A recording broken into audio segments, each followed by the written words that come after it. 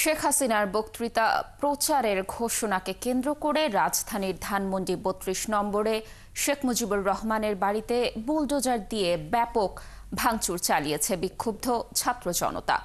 পাশাপাশি বাড়িটিতে আগুন ধরিয়ে দেয়া হয়। আগুন দেয়া হয় শেখ হাসিনার বাড়ি সুধা সদনেও।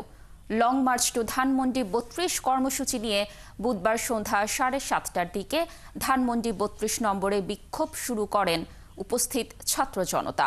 এরপর রাত ১১টার দিকে ক্রেন ও এক্সকাভেটর এনে বাড়ি ভাঙা শুরু হয়। এই ভাঙচুর চলে গভীর রাত পর্যন্ত। জুলাই গণঅভ্যুত্থানে স্বৈরাচার আওয়ামী লীগ সরকারের পতনের ৬ মাস ছিল মঙ্গলবার।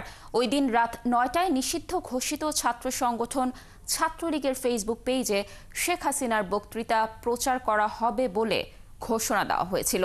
এ ঘোষণাকে কেন্দ্র করে বুধবার দিনভরই সামাজিক যোগাযোগ মাধ্যমে চলে উত্তেজনা। পরে ফেসবুকে ধানমন্ডি ৩২ অভিমুখে বুলডোজার মিছিলের ডাক দেয় ২৪-এর বিপ্লবী ছাত্র জনতা। পাশাপাশি মার্চ টু ধানমন্ডি ৩২ কর্মসূচিও ঘোষণা করা হয়। বাড়ি থেকে হাসিনা ফ্যাসিস্টের, এই বাড়ি থেকে আওয়ামী লীগের যে তাদের একটা ফ্যাসিস্ট, তাদের একটা স্বৈরাচারী মনোভাব এই বাড়ি থেকে উৎপন্ন হয়েছে। তাই ছাত্র সমাজ এই বাড়িটিকে ভেঙে দিচ্ছে আজকে।